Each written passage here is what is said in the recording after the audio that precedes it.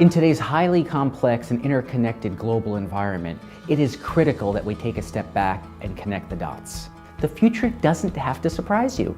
I really care about decision making and how people make decisions and how to make them differently in different contexts. We can look into the future and we can see what may be transpiring from the trends that are identifiable today.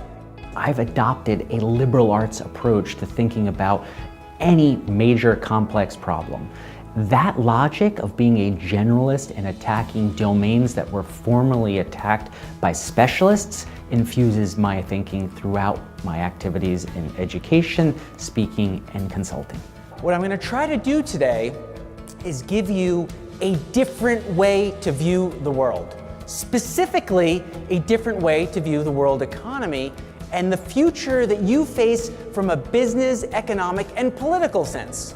Each of our lenses is biased. We see the world in a distorted way.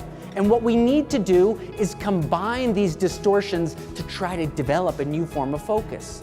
Many of us are blinded by focus.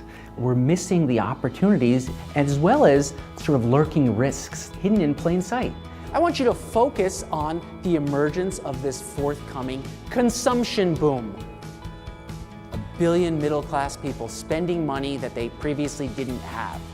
You do not have to be an expert. You don't need to have a PhD. You just need to take a step back and observe what's happening around you. Do it mindfully and you will identify opportunities that others may miss. If we had gone to an energy conference 10 years ago, and over there in the corner of the room, these fringy engineers saying, oh my God, what if you put all this fluid and push it in at high pressure and you'd unlock all this stranded gas and energy.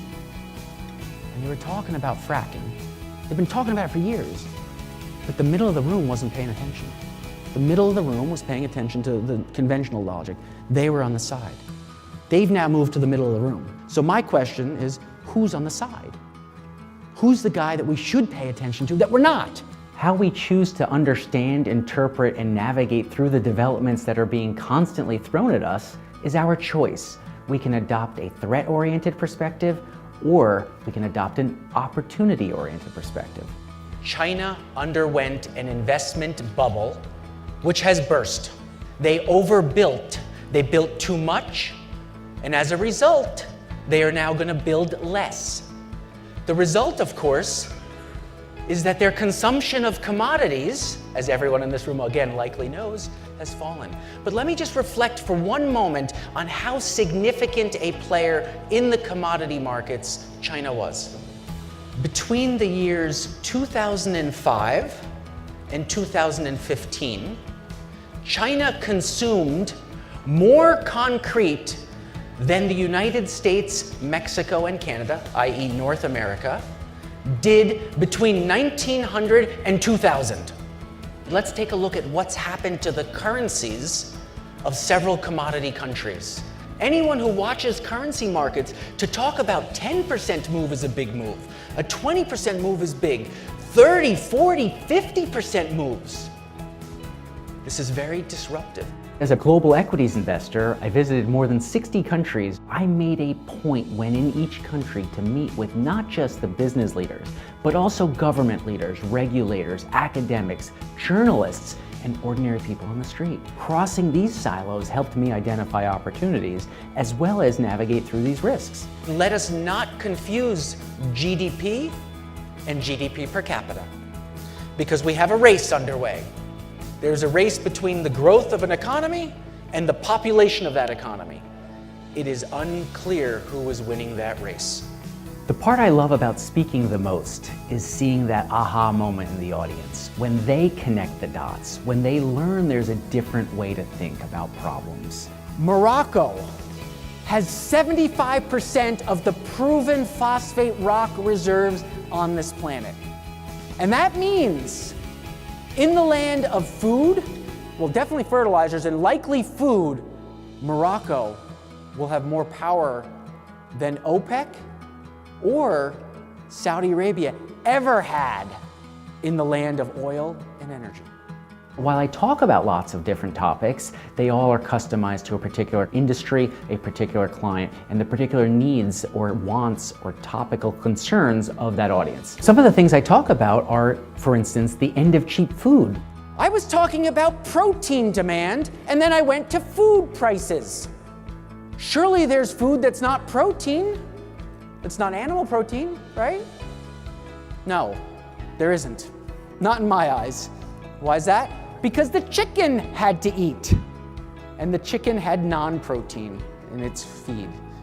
Pound of chicken, 2 pounds of grain, roughly went into the chicken. Between 3 and 4 pounds of grain go into a pig to produce 1 pound of pork. And now, what happens if the world starts consuming beef? God help us, because there'll be so much demand for grains, we won't be able to keep up with it. Because each pound of beef, the cow consumed 8 pounds of grain. Another topic I speak about is spotting financial bubbles before they burst. I pay attention to something like art markets. It does a wonderful job of telegraphing bubbles and major global economic slowdowns. This is a chart that looks like a bubble indicator, right? It's first peaked in 1990, the Japan bubble burst, and then it comes back down. Then it peaks in 99, the tech bubble bursts, and then the stock comes down. Then it goes up in 07, it bursts, it comes back down. Goes up again in 11 and 13, and now it's on its way down. So what is this chart? This is a data point that all of you can pull up literally on a smartphone or a computer. This is the stock chart for Sotheby's, this auction house that sells art. In all of these prior peaks, right before and even as the stock price was coming down, we had people from the bubbly sort of country buying art at world record prices because it's the height of hubris. One of the more popular topics that I discuss is the generalist advantage. And so if you think about your own futures and what's happening with your businesses, think about different scenarios. Look at different dots, meaning see who's generating wealth how, see who's behaving how and why. Read things like People magazine. Look at newsstands when you're walking through airports and train stations, etc., to see what's selling. Pay attention to TV shows. Pay attention to what's happening in front of you, open your eyes, and I think if you connect these dots, you'll get incremental insights. The forthcoming global consumption boom, another topic I speak a fair amount about, has to do with the emergence of a middle class that is going to consume everything from more food to more energy, more healthcare, more smartphone purchases. In 1980, 3 out of 4 consumers of goods in the world were based here in the developed world. Within the next 10 years, 3 out of 4 consumers in the world of goods and services will be based in the developing world. Rising inequality actually may be the fundamental cause behind a lot of the unrest we're feeling in the world today. People are feeling squeezed. This world in which countries are now starting to say, I don't care about the global pie, I care about my slice, is going to be a difficult world to navigate. I actually think Brexit was the beginning of a long set of dominoes that are going to fall. Within 10 years, we will have one of 2 outcomes, I'm pretty convinced. One outcome is we get the United States of Europe, or I think you end up in a totally different world, which is individual states with individual currencies. And it's a slow, painful process, but I think you end up going in that direction. My bet is in 10 years, we're going to end up on this side, not on this side. It is my belief that globalization, while in retreat today, will return. And it will help the economic environment, but unfortunately won't solve all of our problems because technology marches forward. And with that comes all sorts of risks and opportunities. Be opportunity thinking oriented.